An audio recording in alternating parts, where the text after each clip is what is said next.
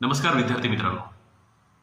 स्पर्धा परीक्षेची तयारी करत असताना मला जे स्पर्धा परीक्षेबद्दल वाटलं त्याबद्दल काही कडवी मी लिहिलेली आहेत.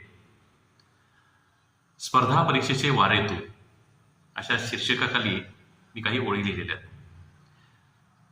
स्पर्धा परीक्षेचे वारे तू, माझ्या प्रवासाचे ठिकाण तू, माझ्या प्रवासाचे ठिकाण तू, नाही वाट खळगेच तू, माझ्या प्रवासाचे ठिकाण तू, नाही वाट खळगेच तू, लाखो प्रवासी एकटीच तू, स्पर्धा परीक्षेचे वारे तू. अनेक प्रवासी असतात, अनेक विद्यार्थी असतात.